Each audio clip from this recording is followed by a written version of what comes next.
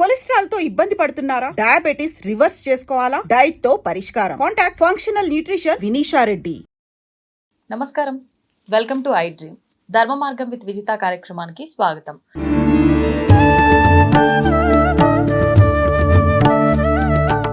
నమస్తే అమ్మా. ఆశీస్సులమ్మా. Thank you అమ్మా. అమ్మా, మనకు కార్తీక మాసం అయిపోగానే వచ్చేది మార్గశిర మాసం. మరి మార్గశిర మాసంలో విశేషంగా విష్ణుమూర్తి ఆరాధన చాలా ప్రత్యేకం అంటూ ఉంటారు. అసలు ఈ మాసం యొక్క అంటే మనకున్న ఈ 12 మాసాల్లో ఒక్కొక్క మాసానికి ఒక్కొక్క విశిష్టత అయితే ఉంది. ఈ మాసానికి ప్రత్యేకించి మార్గశిర మాసానికి ఉన్న విశిష్టత ఏంటి? ఆ మాసం అంతా మనం ఏం చేస్తే స్వామి అనుగ్రహం మన పైన ఉంటుందో తెలియజేయండి అమ్మా. ఈ మాసాల పేర్లు ఎట్లా వస్తాయంటే అమ్మా,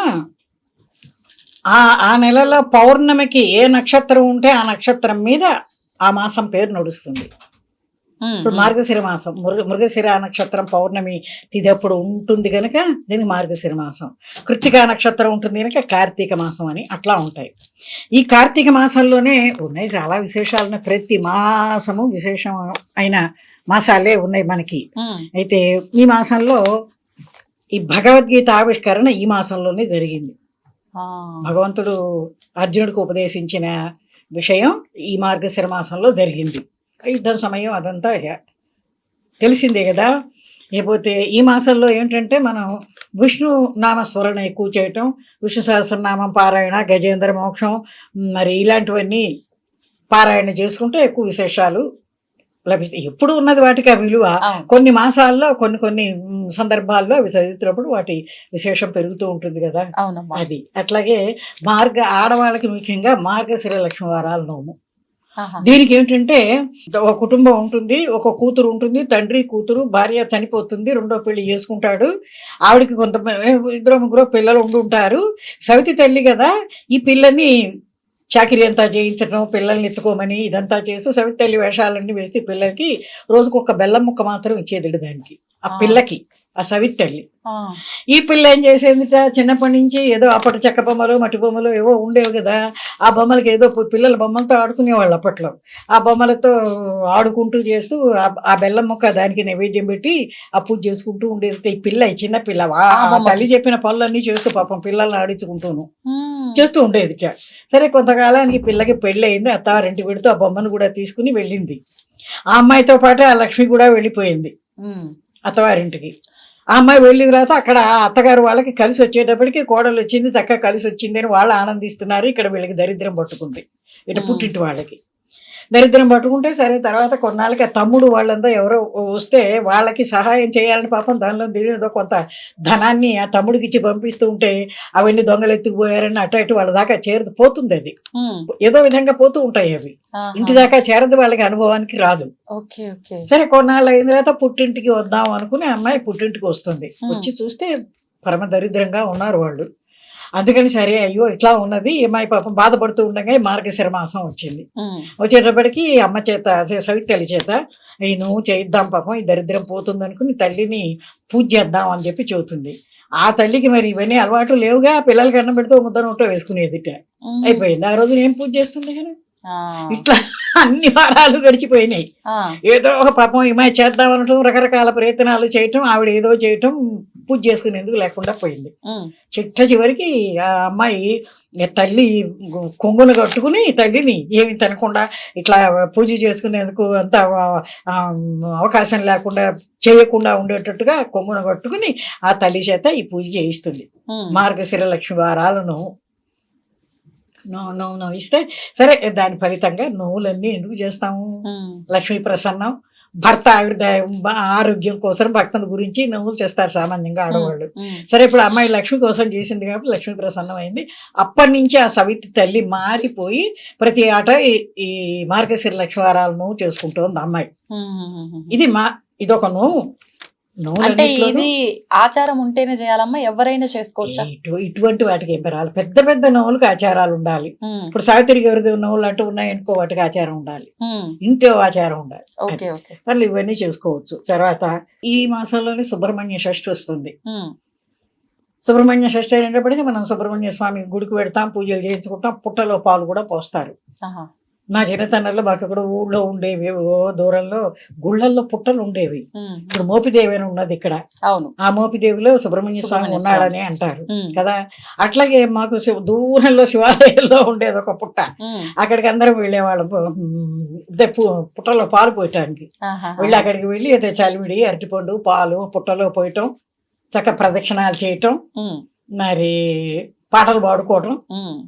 అక్కడ కూడా ఒక పాట ఉంది, శివప్రియ నందన భవభయ భంజన గౌరీ ప్రియ సుత ఓం షడానన గౌరీ ప్రియ సుత ఓం షడానన శివప్రియ నందన భవభయ భంజన హే మయూరాసన స్మితవదన చందూర్ సదన శుభచరణ షణ్ముఖనాథ సుబ్రహ్మణ్య దేవా శివప్రియ నందన భవభయ భంజన. చందూరని తమిళనాడులో సుబ్రహ్మణ్య గుడి దేవాలయాలు ఒక 6 ఫేమస్ ఉన్నాయంటే అందులో తిరుచెందూరు అనేది ఒకటి. ఈ పాట అది 6 ఫేమస్ సుబ్రహ్మణ్య దేవాలయాలు ఉన్నాయి, పళని తిరుత్తని ఇలాంటివన్నీ. అవును అవును. అట్లా సుబ్రహ్మణ్య స్వామికి ప్రదక్షిణాలు చేసి పాట పాడుకుని అక్కడి నుంచి ఈ పూజ సామాగ్రితో పాటు బియ్యపు నూకలు తీసుకెళ్లేవాడు. ఆ నూకలు తీసుకెళ్లి ఆ పుట్ట మీద చల్లుతూ ఆ రోజుల్లో సంతానాన్ని వంశాభివృద్ధిని కోరేవారు ఎక్కువ. నాయన స్వామి సుబ్రహ్మణ్య స్వామి ఈ నూకలు నువ్వు తీసుకుని మాకు మూకలు ఇవ్వమంటూ దండాలు పెడుతూ నూకలు వేసేవాళ్ళు. మూకలు అంటే సంతానం, మూకలు అంటే కుటుంబం మూకలు అని. అదే మళ్ళీ తర్వాత వచ్చేటప్పటికి స్వామి ఈ నూకలు నువ్వు తీసుకుని మాకు రూకలు ఇవ్వమని పెట్టేవాళ్ళు. అంటే డబ్బు. అట్లా మార్పు వచ్చింది సుబ్రహ్మణ్య షష్ఠి దగ్గర. అట్లాగే ఆయన చుట్టూ తిరుగుతూ నాయన సుబ్రహ్మణ్య స్వామి మేము ఎవరమైనా తోక దొక్కితే తొలిగిపోయి నడుము దొక్కితే నా వాళ్ళు అనుకుని పడగ తొక్కితే పారిపోయి కాపాడు తండ్రి అని దండం పెట్టుకుంటారు. చూసారా, ఆ పాముని తోక దొక్కితే తొలిగిపోనాయన మన వాళ్లే అనుకో, నడుము దొక్కారనుకో మన వాళ్లే అనుకో, అట్లాగే పడగ దొక్కినా కూడా మన వాళ్లే అనుకుని వెళ్ళు స్వామి అట్టా దండాలు పెట్టుకుని పుట్టల్లో పాడు పోసేవాళ్ళం.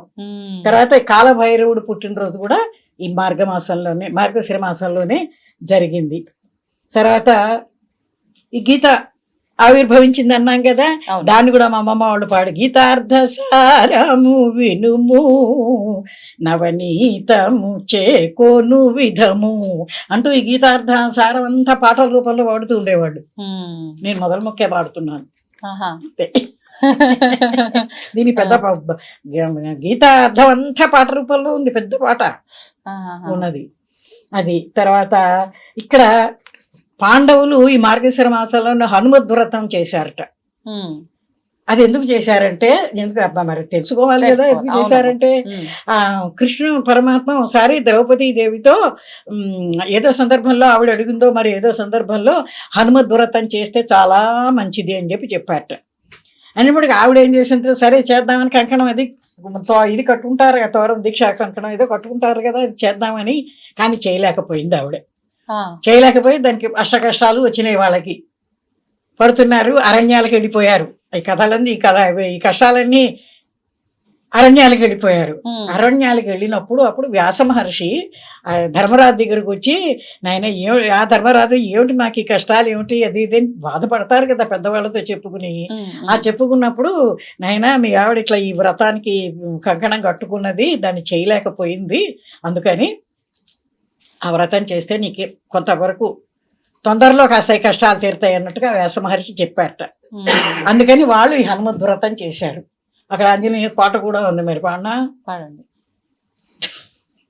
ప్రసన్నాంజనేయం హరిహరి ప్రసన్నాంజనేయం ప్రభా దివ్యకాయం హరి ప్రసన్నాంజనేయం రుద్రస్వరూపం రౌద్రాకారం రాక్షసాంతకం రణజయసూరం ప్రసన్నాంజనేయం హరిహరి ప్రసన్నాంజనేయం సీతాన్వేషణ చేతో మోదం చూడామణి శ్రీ రఘుముద్రం హరి ప్రసన్నాంజనేయం వాయునందన వరదృఢకాయం వసుధాచేలం పరమ పావనం ప్రసన్నాంజనేయం హరిహరి ప్రసన్నాంజనేయం భాస్కర తేజం భవ్య చరిత్రం బ్రహ్మాండ భాండం ప్రకృతి విలోలం ప్రసన్నాంజనేయం రామ లక్ష్మణ లక్ష్మీలోలం లంకాదహనం రావణ మరణం ప్రసన్నాంజనేయం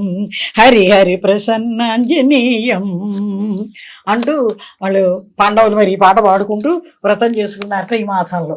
తర్వాత ఈ మాసంలో పూర్ణిమ రోజునే కాశీ అన్నపూర్ణాదేవి పుట్టిన రోజు అసలు మార్గశిర పౌర్ణమికి. కానీ కాశీలో కార్తీక పౌర్ణమికి అమ్మవారికి బంగారు తొడుగు వేసి దర్శనం చేస్తూ ఉంటారు. మరి అది ఇప్పుడు ఈవిడ పుడితే అప్పుడు ఎందుకు వేశారన్న ప్రశ్న వస్తే ఇక్కడికి అక్కడికి మనకి నెలలు తేడాలు వస్తాయి. అవును అవును, ఎన్ని రోజులు తేడా ఉంటుంది అక్కడ వాళ్ళ ముందర మార్గశిర మాసం ముందరే వస్తుంది వాళ్ళకి. అందుకని ఆ రోజున ఆ పౌర్ణమి రోజున కార్తీక పౌర్ణమి అవుతుంది. అది ఆ రోజున అట్ట మాసాల తేడా. మనకు మార్గశిర పౌర్ణమి అయిన రోజు అక్కడ కార్తీక పౌర్ణమి అవుతుంది. అది ఓకే, అట్లా ఏదో మాసాల నడకల్లో తేడాలు ఉన్నాయి. వాళ్ళకు ఉత్తర దిక్కు వాళ్ళకి ఒక రకంగాను ఉంటాయి కదా. అవును, అట్లా కార్తీక పౌర్ణమికి ఆవిడకి బంగారు తొడుగు పోయి ఎంత విపరీతమైన జనం దర్శనం చేసుకోవటానికి వెళుతూ ఉంటారు. అట్లాగే దత్తాత్రేయ జయంతి కూడా ఈ మార్గశిర మాసంలోనే ఉంది. దానికి దత్తాత్రేయ సద్గురుదేవా, దత్తాత్రేయుడు ప్రథమ గురువు కదా ఆయన. దత్తాత్రేయ సద్గురుదేవా దేహి దేహి తవ శ్రీపద సేవా. దత్తాత్రేయ సద్గురుదేవా త్వం హి బ్రహ్మ సనాతన దేవా విష్ణునారాయణ శ్రీవాసుదేవా పన్నగభూషణ శివ మహాదేవా దేహి దేహి తవ శ్రీపద సేవా. దేహి దేహి తవ శ్రీపద సేవా దత్తాత్రేయ సద్గురుదేవా. ఆ రకంగా దత్తాత్రేయ స్వామి గుడికి వెళ్ళి ఆ దత్తాత్రేయ స్వామిని వేడుకుని పాటలు పాడుకుని నమస్కారం చేసుకుని వస్తారు. అట్లాగే కృష్ణ పాడ్యమి నుంచి ఈ పౌర్ణమి వెళ్ళిన పాడ్యమి నుంచి మనకు ధనుర్మాసం ప్రారంభం. ఈ ధనుర్మాసంలో మరి గోదాదేవి విష్ణు చిత్తుడికి పసిపిల్లగా దొరకటం, ఆవిడ మెళ్ళో దండ వేసుకుని ఆయన కట్టే దండల్ని మెళ్ళో వేసుకోవటం. మెళ్ళో ఎందుకు వేసుకున్నదంటే 10 ఏళ్ల పిల్లలకి పూలు అంటే ఎంతో ఇష్టంగా ఉండేది ఆ రోజుల్లో.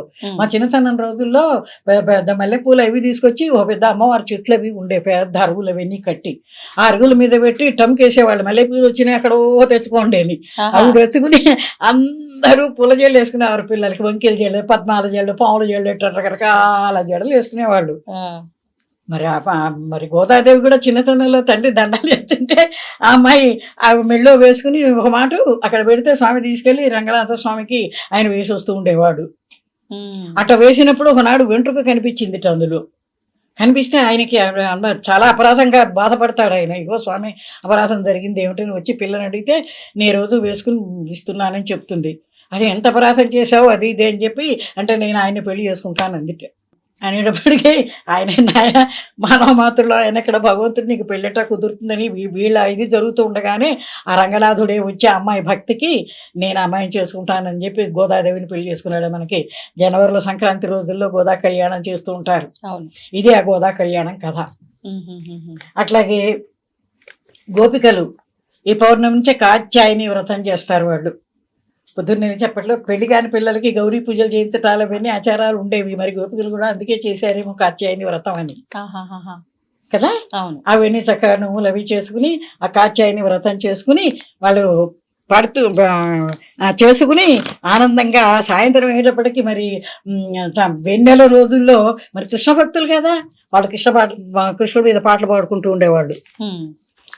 వాళ్ళందరూ కోలాటాలు ఆడతా గోపికలందరూ ఆ వెన్నెల రాత్రిలో కృష్ణమా గోపాల బాల కృష్ణమా నవనీత చోర కృష్ణమా గోపాల బాల కృష్ణమా నంద కుమార రార నవనీత చోర రార వెన్నాల దొంగరార వేణు గోపాల రార కృష్ణమా గోపాల బాల కృష్ణమా కాళ్ళకు గజ్జలు గట్టి వేళ కుంగ్రాలు పెట్టి పరుసవేది మెళ్ళ వేసి బిళ్ళంగోడు చేతికిస్తూ కృష్ణమా గోపాల బాల కృష్ణమా కన్యాలందరూ గుడి జలకమాడుచుండగాను చెట్టెక్కి చీరలన్నీ చెంతా చేర్చిన దేవ కృష్ణమా గోపాల బాల కృష్ణమా కంస సంహార రార కాళీయ మర్దన రార గోవర్ధన ధర రార గోపాల బాల రార కృష్ణమా గోపాల బాల